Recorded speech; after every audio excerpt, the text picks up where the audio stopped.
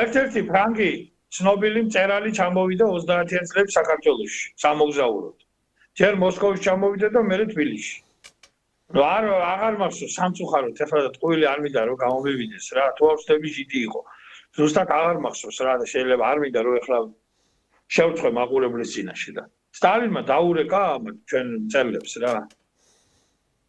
ყველანაირადო პატივი ეცითო და ქართული სტუმარს მოყარებობა თქვენ არ შეგეშლებათო, მაგრამ საზღვა უცხოელიაო, მაინც იქითო და ჩვენი ქვეყნისო სიავისო და უბედურებისო გატანასო მოვერიდოთო რა და მაინც შევიკავოთო თავი რაღაცას ერთმანეთს ნუ გავამძღავთო რა.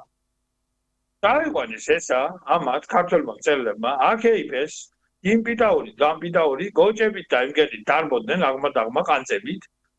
მყდარი და ცოცხალი ამოუტრიალეს სტალინს, აგინეს ლანძღეს, ჩავიდა ის კაცი საფრანგეთში და დაწერა ეს ყველაფერი რა. ეხლა ამის შემდეგ გეკითხები მე ბატონო ნიკოლოზ თქვენ რა. აი ამის შემდეგ სტალინი როგორ მოიქცეოდა? თქვენ როგორ მოიქცეოდით სტალინის ადგილზე რა?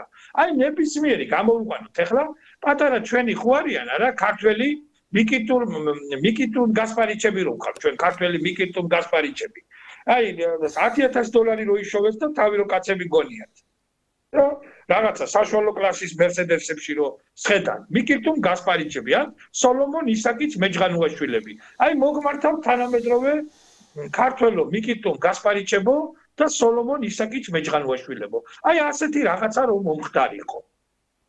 აი კაცი რო ჩამოდის უცხოელი და რო დაურეკო შენიანებს და უთხარი რომ პატივი ეცით ყველანაირად სახელმწიფოს გვერდში დაგიდგება დაგაფინანსებ და ჩვენ სიავეზე ჩვენს უბედურებაზე ცუც ნუ ეთქვით იმიტომ რომ ჩავა უცხოელია და დაწერს ის და გამოაქვეყნებს თავი მოგვეჭრება და ამას რომ არ გააკეთებ და პირიქით რომ მოიქცევი მიზანმიმართულად რამდენი დათვლნენ იმდენი მყარი და ცოცხალი ამოუტრიალეს სტალინს ჩავიდა ის საფრანგეთში და ბერიას არ გაუკეთეს იგივე ბერიას ხოდა აი ახლა გეკითხებით ქართველო სოლომონ ისაკის მეჯღანუაშვილებო თანამედროვე ქართველოს თქვენ რო გაგიკეთოთ ეგრე თქვენმა ახლობელმა როგორ მოიქცევით მაინტერესებს ერთი რა მე კი არ ვამართლებ კაცო მე კი არ ვამართლებ მაგრამ იმ რეპრესიებსაც მიზეზი ჰქონდა და ის ძალიან კარგად კედმი რო გამოვიდა ის უნიჭიერესი კაცი ამოდენად თანამდებობის პირი რო იყო თავის დროზე ისრაელის კონდაზერვის შეფი თუ არ ვწდები ხო